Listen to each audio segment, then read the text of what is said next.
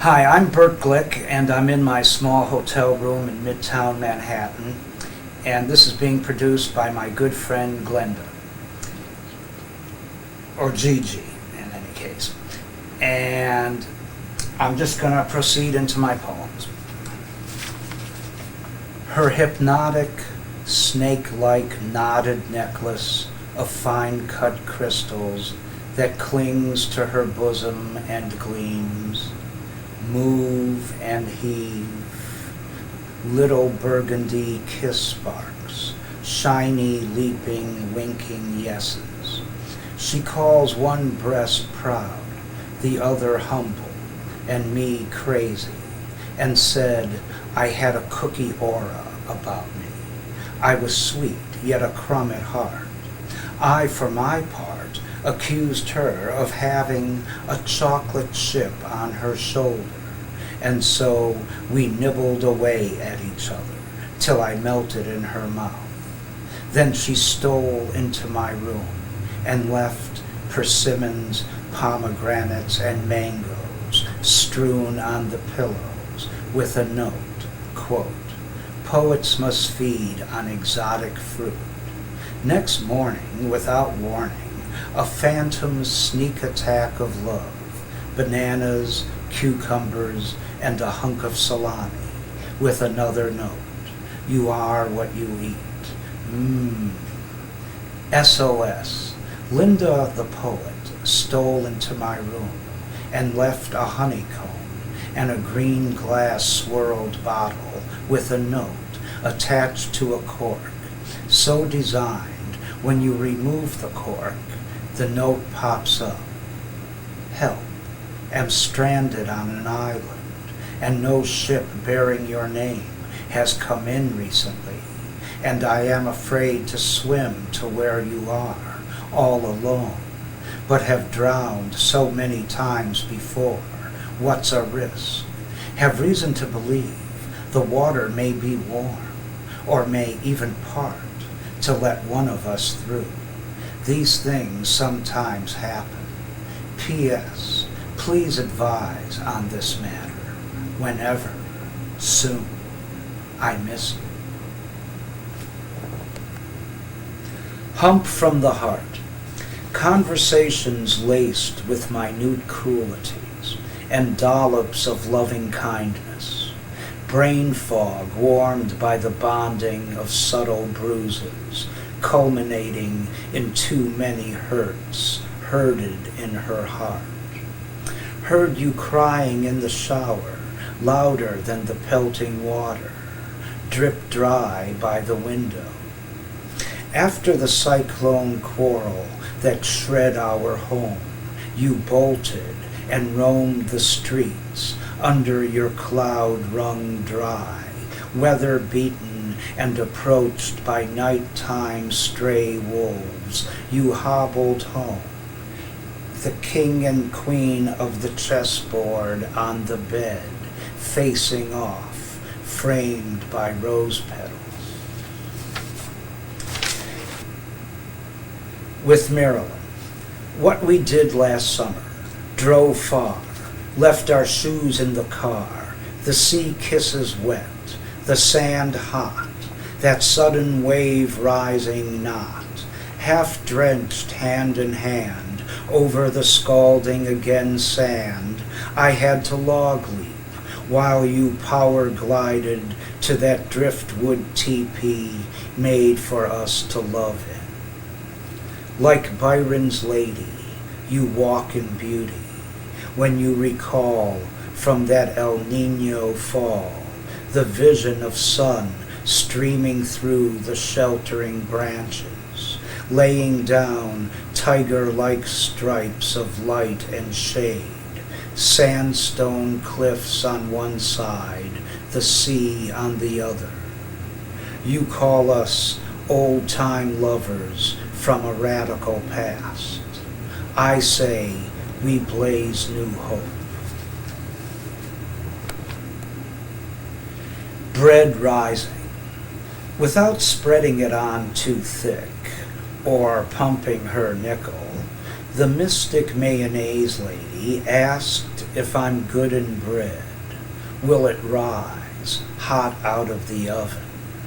I'm a bona fide sexagenarian, sexy in my 60s.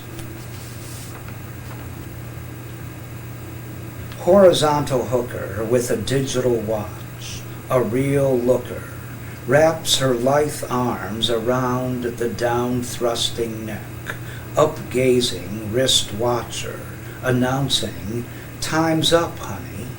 Digital interruptus." Give me them old-time fundamentalist blues. You can kiss Darwin goodbye, 'cause folks don't cotton to his monkey shines, hauling his evolutionary ass to court again for illuminating their schools. You can kiss Anna Frank goodbye for dying young enough to still cherish all faiths of goodwill, Krishna and Buddha too, so they're axing her too from school. You can kiss the old German poet goodbye for saying all living creatures are cousins. You can kiss Walt Whitman goodbye for liking the animals because they don't worship one of their own who lived thousands of years ago. You can kiss the Prince of Peace goodbye for being a pacifist internationalist. You can kiss Einstein goodbye for being an internationalist pacifist. You can kiss Socrates goodbye for being a polytheistic pagan. And sayonara to the midnight hags of Macbeth for double toil and trouble. And least of all, you can kiss me goodbye for penning this fart in a twister. 2000 AD, the third coming. Which cheek shall I turn to make heaven more accessible? So saith Sept, renegade daughter of God, princess of the Jews, angel guardian against HIV, pagan sister of Christ. Every millennium, her sibling comes again, but doesn't get involved. This time, more than kicketh butt, he'll cast out devils who sweat devils in his name to get elected or other various nefarious purposes. And sometimes Jesus and Sept come again to visit Vishnu, Shiva, Isis, Buddha, and the rest of that God gang, just to cross-dress divinities, imbibing the nectars of forbidden fruits, fungus, plants, and roots of creation in a celestial bacchanalia on this terra firma. I can see it now. Black leather nuns and white-laced popes bump and grind in attendance, then chained to the pearly gates, when the daughter of man comes in her glory, and all the angels around her surround her. Will the real Jehovah stand up? The New Theology, or the Feminization of God. No more Mr. All-Knowing, Star-Throwing, 6-day work week wonder, resting day 7 in heaven, red-blooded, white-bearded white guy, booting out fallen angels, and fathering the son of a virgin. The names of 10,000 women adorn the robes of the she-deity. On this strangest globe of breath I've ever been stranded on, let there be a medium of exchange other than bodily fluids, and there was mad money. We need more than tongue studs at Starbucks in a micro disc with 27 toppings on my pizza to believe in. And I believe I'll throw myself at the feet and worship the first tongue-studded goddess who will have me, who doesn't rest on the seventh day, who will open my eyes to the mysteries I walk through.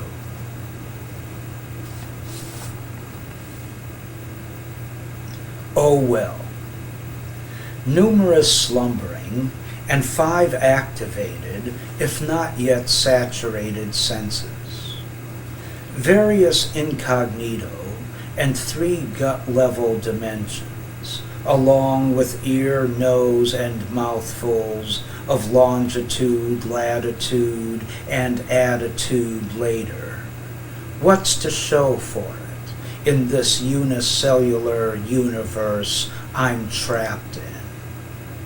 The universe, one big sex cell, climaxing big bangs, reproducing itself while dreaming of a significant other, expanding, reaching out, gravitating to each other, electrified by ecstasy. In whose webbed brain do I maintain the illusions of separateness and the difficulty of effortlessness?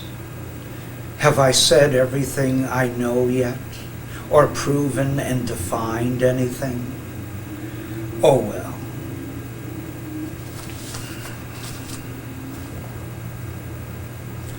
A eulogy that's not maudlin, for Vito.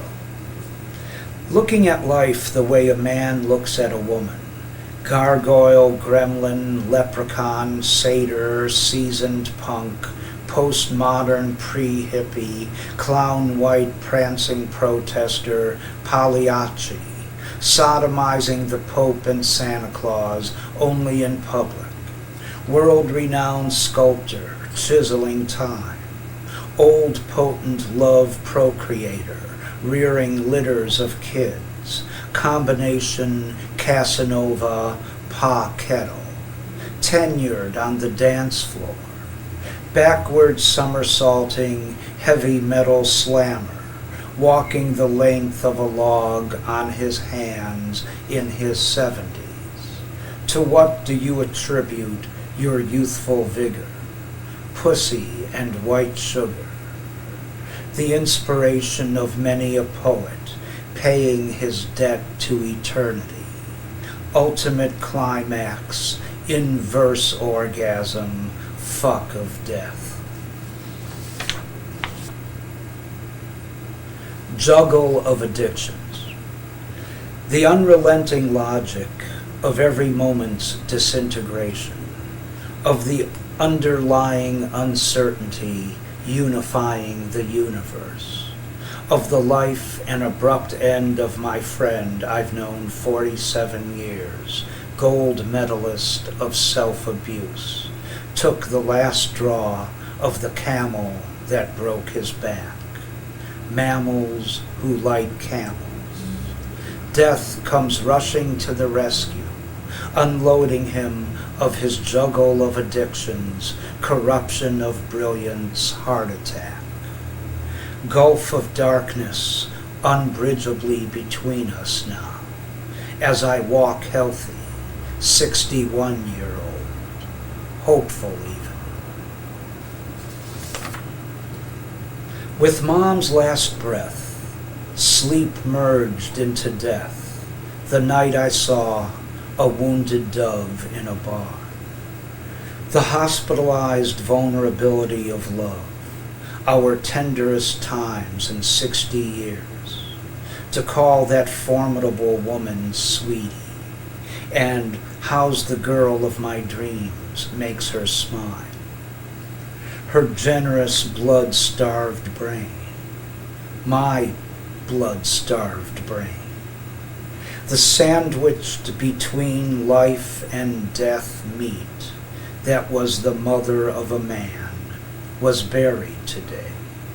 Then I read aloud to those who know how much she loved me, her only son, from poets who say you don't die, you awaken from the dream of life. This is in 3 parts. Part 1. In days of woe, Dad went to woo. Deflated related depression days, when tomatoes were cheaper and sweethearts a dime dearer. They met and melted in the Bronx of hard knocks, his wild heart heisted. We find he pined from the blizzards and bread lines of Chicago, and wired a ring and a ticket, destination LaSalle Street Station. She detrained at Grandma's, mother's mother-in-law to be, proper in her own separate wallpapered quarters, while Dad sleepwalked to her erotic awakening. Part 2. The Octogenarian. Approaching my father's 80th birthday makes me feel young for my age. I've retired. He still works. I think he's a shyster lawyer. He thinks I'm a paper poet. Why don't you go in for novels and fiction, or go in for poetry, etc., with rhythm, etc., and more substantial subjects? No profanity. Call Sunday without fail. Love, Dad. So what to send him for a birthday present? A hard-on? Keep it for yourself, he'd say. A year has passed. My 80-year-old octopappy, who dyes his hair dark brown, not because he's vain, it's better for business, he claims, is coming to town. But first he has to close a real estate deal. No wonder he calls me a communist gypsy. Part 3. September morn. September morn for a dead dad. Mama's mate of 50 years. Time to cremate. Golden anniversary afterglow as warm breezes blow off the Great Lake. 88 years under the sun, old before I was born, wise when I was young, a better father than I a son. His stately ancient neck and Adam's apple mirth death smile that seems to say, I pulled a fast one on you this time. In the after days of your demise, you appeared between flickers of my eyes, your face free of reproach. As you know, I panicked and awoke. Deliverance. In the days when relate was a meaningless case, and I a loaded welfare worker in old cold Chicago, they sent me to 90-year Anna from the old country. Take the L to hell, then knock a spell. Door inches open, the breadth of a chain. Shriveled pile of wrinkles peers through eyes of muted pain. Eking out the words in her tragic accent. Are you come to kill me? As though I were an angel of death in corduroys. No, I'm from the county.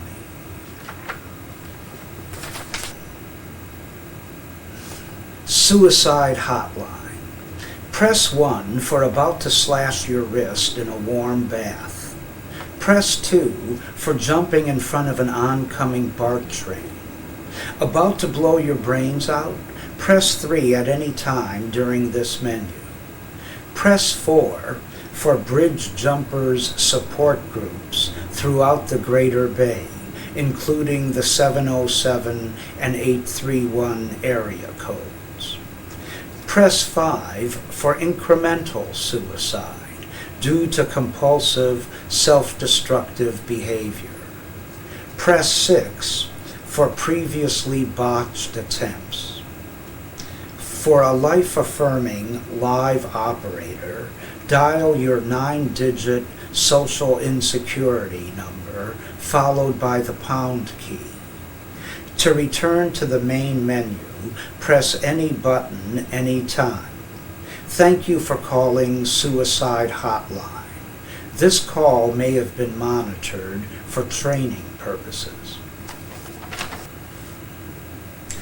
The Shakespeare Ward. Who was that midnight mushroom munching, drowsy syrup sipping, mandrake root eating, most profound bisexual actor, playwright, double-decker tour guide of the human psyche when in old-time London, and addressed for success, lace ruff around the neck, mansions of love realtor of properties for Century 17, commuter to Stratford.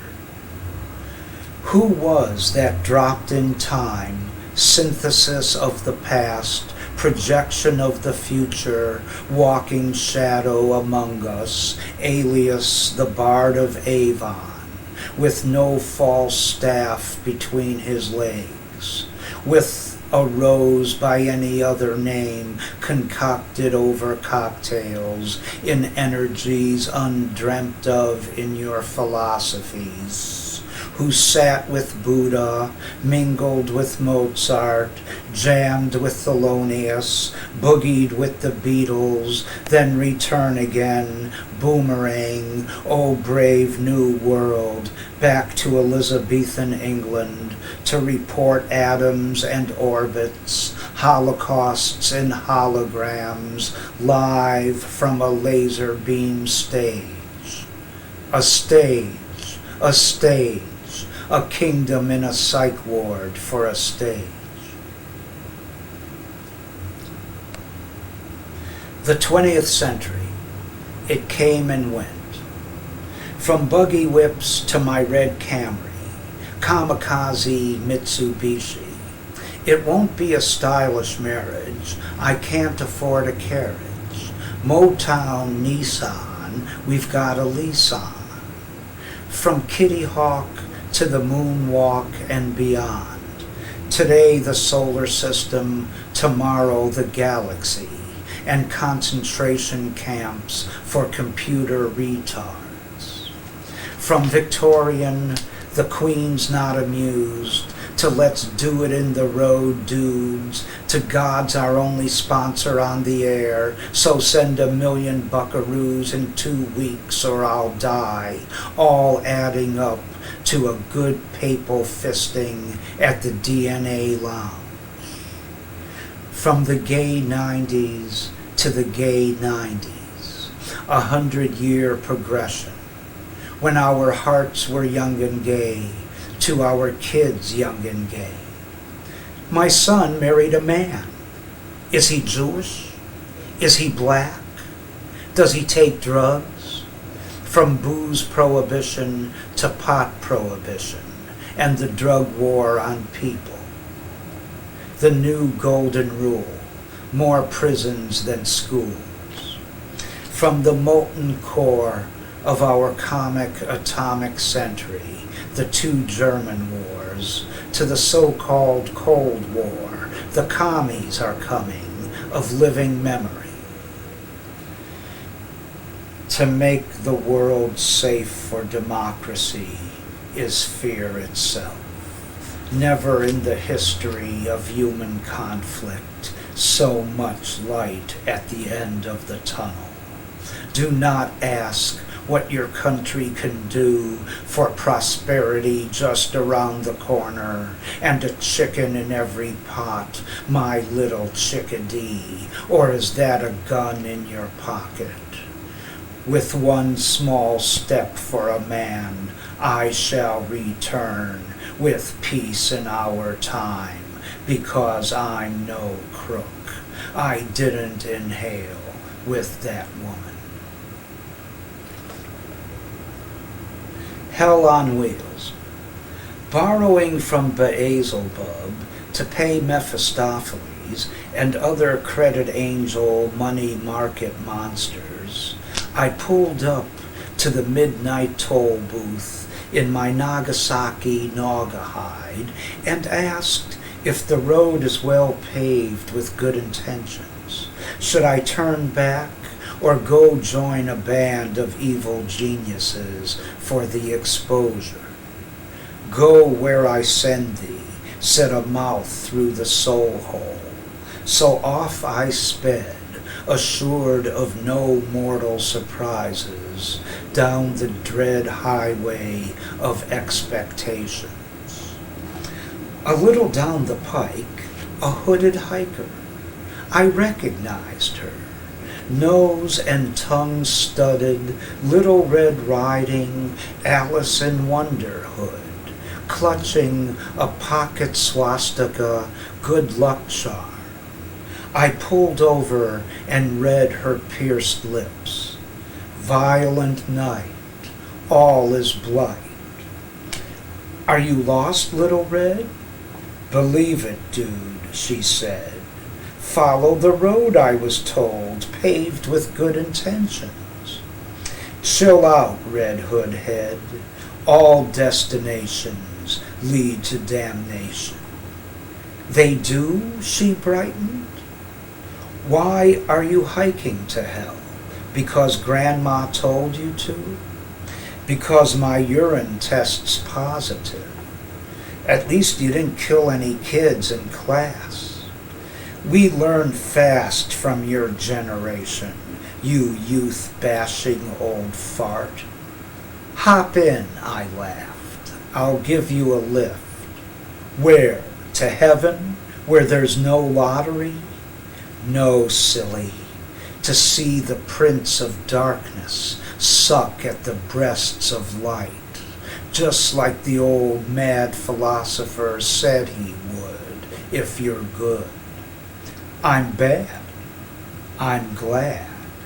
So in she scrambled, as down we ambled, Lucifer Lane on wheels. Vampire with wings. My roommate the mosquito waits late for me to bed, buzzes my head, believes we are wed. My blood, the nectar of the gods, she drinks deep. I can't sleep. No protection from her injection. I swell from her affection.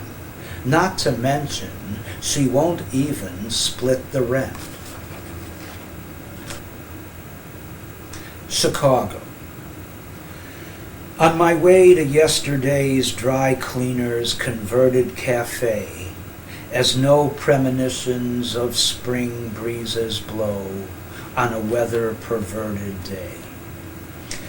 No one in America lives very far from Western Avenue, not the world's loveliest, but the longest street in the world, ethnic artery slicing through the metro underbelly of no hills to break the flats of this freezing skunk or onion field before the white man bulldozed behind his frigid Lakeshore Drive facade.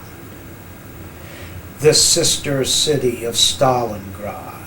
On their way to Prague, Russian tanks roll down Michigan Avenue, past the Democratic Convention Mayor Daley police riot. City of personality infrastructures molded by a million maroon bricked buildings rumped by 2,600 miles of alleyway, cement city head injury. Live from the Sutherland Lounge, 63rd and Cottage Grove, Charlie Parker and Billie Holiday. Are you high, bird? In 1492 or 1942, a nuclear crew brewed reactions new, unchained in an atom or two, under the football stadium at Chicago U, with barely a nuclear clue, then bombed Los Alamos in a dry run. No one dialed 911. On my way to yesterday's dry cleaner's converted cafe to order a Sandberg sandwich and an Al Capone cappuccino.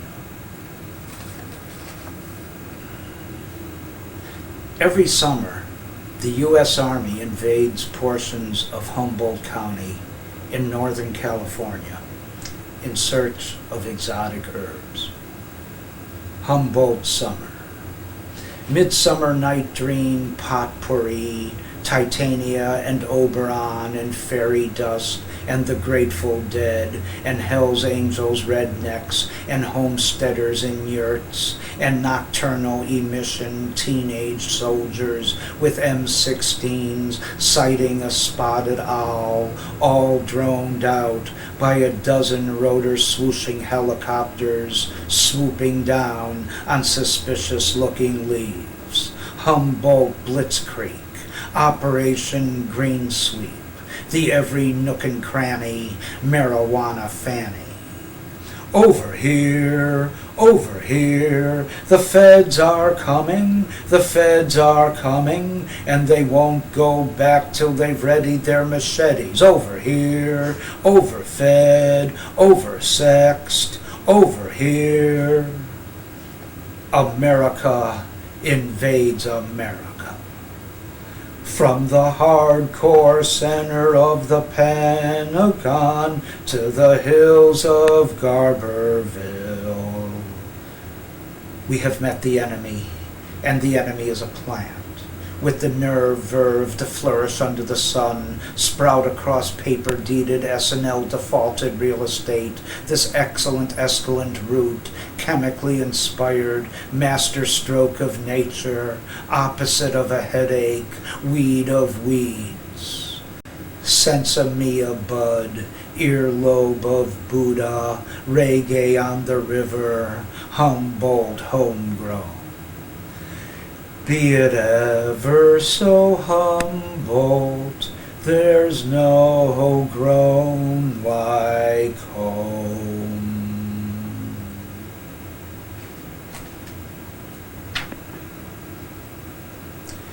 Mad money.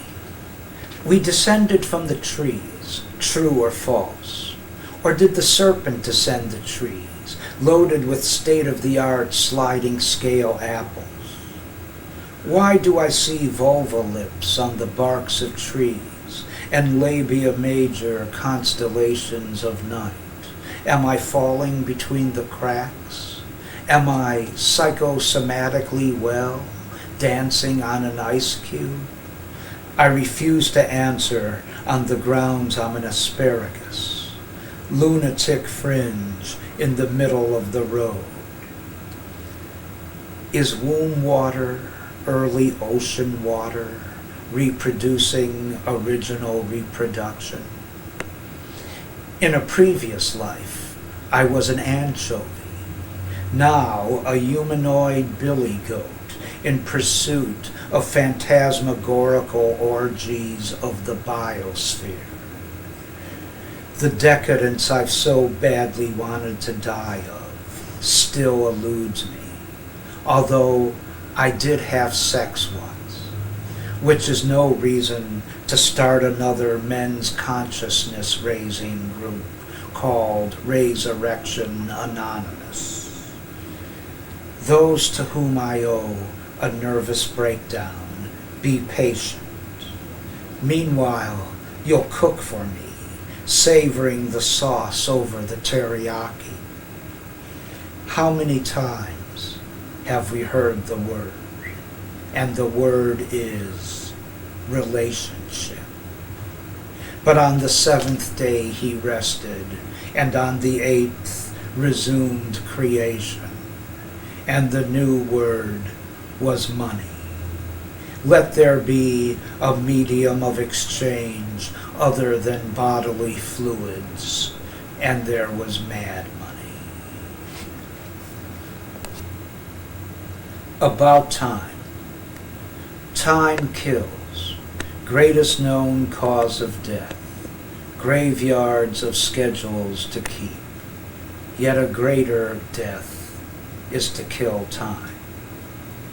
Old born-again friends ripe and rot. In time they are, in time they're not.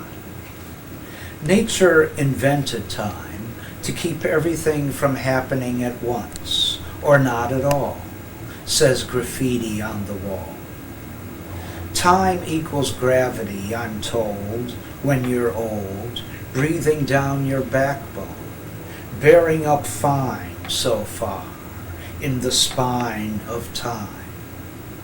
What did Big Ben say to the Leaning Tower of Pisa? I've got the time, if you've got the inclination. Wizards and fairies, even when immortal, can't tamper with time. So don't waste it, warp it.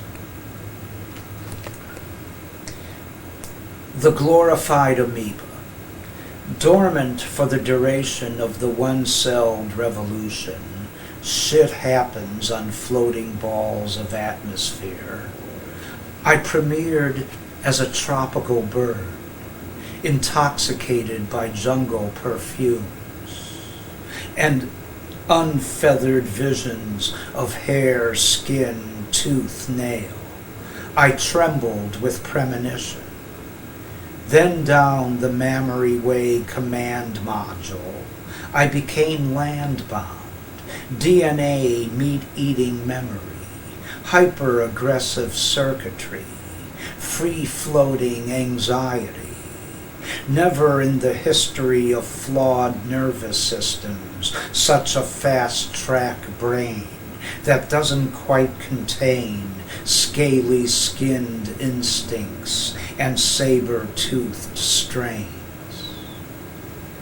Here I appear, the predator of myself, who once encountered up in underbrush in Mendocino a real mountain lion, felined on the earth, that sandy-toned girth, 20 feet near. My mind played tricks. It's a deer, I wished. No way his tail swished. Careful not to startle the dangerous biped in Birkenstocks before him. Shall we hunt? He snout nodded, scenting stand-up cheese, pepperoni pizza before him, a carnivore cohort of cellular early love memory, falling short of big cat coitus with me. I froze, still no lunge at my throat. Ease your teeming brain, slowly swayed his tail. No growl, no snarl. I turned and hit the trail, my bladder still contained. Now here I appear, self-contained. Revelation. From her long-distance vacuum, Mom cautions not to count on condoms against deadly transmittable diseases. That due to economic necessitated birth control during the Depression, I was a defective condom baby, which humbles me. This revelation I'm lucky just to be. I wonder which brand dear old Dad burst, or is it hard to keep good sperm down? Maybe I'll start a local branch of ABA, Accidental Babies Anonymous, or lobby for leak alarms on rubbers. Invent the foolproof prophylactic, and the world will beat a path to your bush. I used to be me. I'm used to being me. I'm used to being used. I used to be used. I used to be used to you. I used to be mean. Amused to be me. If you know what I mean. Ex cathedra. Hundreds of revolutions of the earth later, the church exonerates Galileo. Who exonerates the church? God? Headline: Pope absolves solar system for its unearthly centeredness. Admits the mariner of the mind, discoverer of moons of Jupiter, phases of Venus, meteor-marked craters of the moon, and skating rink rings of Saturn, suffered from departments of the church. That is, the Inquisition. Celestial oceans in a drop of blood.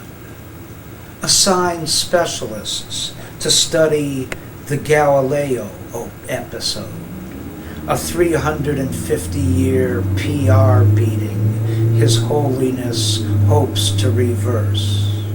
Roll over Copernicus, tell Newton the news. Like capillaries and veins stretching to the sky, the leafless limbs of the giant oak dominate the downtown parking lot, defiantly rooted in remembrance and already cracked asphalt, atmospherelessly black, its overgrown nerve ganglia framed by the sky, sometimes sustains me amidst the muck of day when I trudge by, energy uprush of the earth, parking lot tree of good and evil knowledge.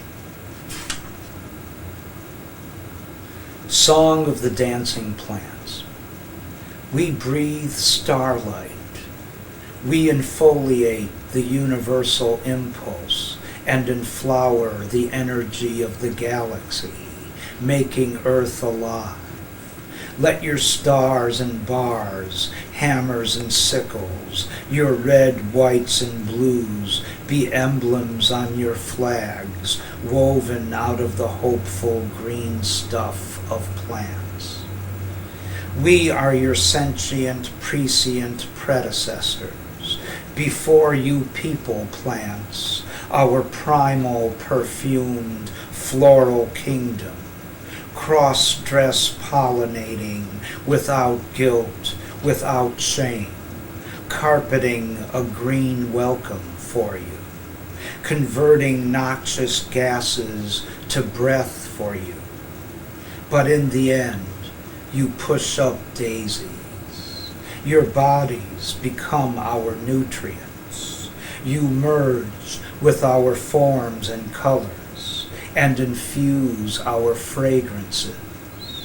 You become us and our stillness, the separation between us an illusion anyway. Buddha sniffed the lotus blossom and enfolded into infinity. Dinner jazz. Dinner jazz modulates the voice from the ceiling that syncopates. Inner jazz, slender reed indeed nerves jiggleth my table, runneth over my cup, as I stew not at home in my own juices. Thinner jazz, for those who stay hungry, for the dread goddess of the sidewalk, oozing scabs from her table against the wall, wrapped in blankets and shawl, mumbling flibbertigibbet jazz, upstaging our open mic reading, people feeding while she's bleeding, the mistress of ceremony pleading, you're violating a health code, secreting. We only bleed in meter here, between lines of tormented verse. How many psych wards to a syllable? Of all that is written, I like only that which is written in blood, said an old family friend. Winter 98, Dateline, Disassociated Press, Santa Cruz, February-ish. San Jose, can you see on a clear day? Not today. The mountains of Monterey forever. bearing logs and beer bottles to the bay, drainage of an ebbing century of extremes, and my power outage brain, the wave cresting, rain-swollen river out my window pane, flood tide of fish egg smothering mud, flowing into the groin of 20 centuries, window to the world's pain. Wily Willie in the oral office unzippered, Saddam in a palace with a chalice of malice, and I, between drives to West Cliff, during lulls of El Nino, to watch bird ballets over the waves, and stirrings and cravings for creative breakthroughs, this pipe bowl before me that I don't intend to exhale. Well, thanks, and I'm still Bert Glick, and it's still occurring in my small midtown Manhattan hotel room. And I want to thank Gigi for producing this. And I read most of the poems from my book, which can be ordered. Thanks again.